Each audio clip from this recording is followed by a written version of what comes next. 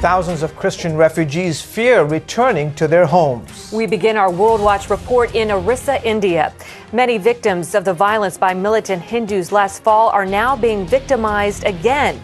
The Catholic Archbishop of Orissa State says the situation for the Christians is still tense and frightening.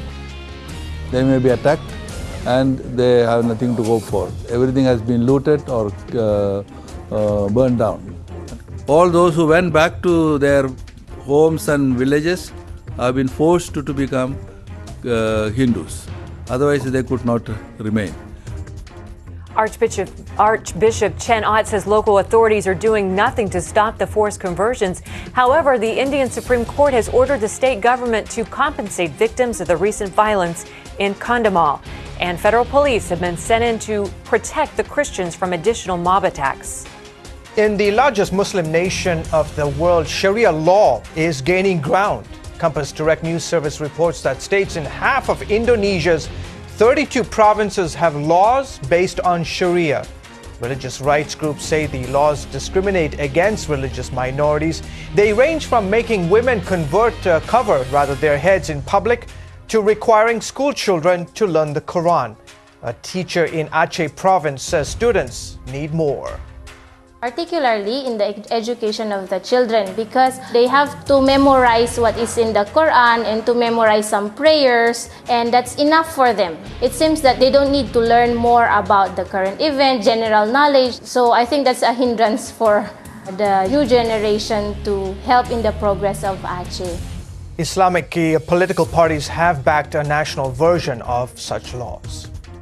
In the southern Philippines, the military is fighting a group of Muslim rebels. In the midst of the violence, a Muslim village that used to be a haven for rebels is now sowing peace. Lucille Talusan has that story.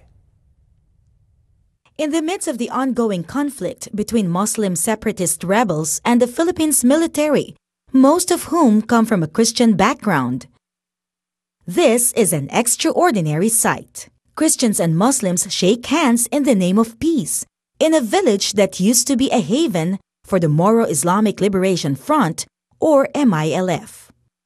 Before the year 2000, no Christian could enter Dalabayan. The Muslim residents hated all Christians, especially after soldiers burned down their houses in an all-out war against the MILF. Young students like Jasmine Moner had to stop going to school when their families were displaced. I was really traumatized. I saw soldiers fire their guns. Pregnant women give birth. We did not have food, no water. What was worse is that even if we were not the enemy, Christians looked down on us. My schoolmates turned away from me. But something good came out of this for the residents of Dalabayan. The Christian organization Project Islam, acronym for I Sincerely Love All Muslims, helped the Muslim villagers rebuild their houses and their lives. Pastor Lad Voluntad is Project Islam's dedicated worker in Dalabayan. Our desire is to help the Muslims, to reach out to them in love, and by doing so, bring reconciliation between the Christians and the Muslims. A few months ago, when nearby villages were being evacuated because of heavy fighting between the military and MILF rebels in their area, the residents of Dalabayan opted to stay to protect their village from being destroyed again.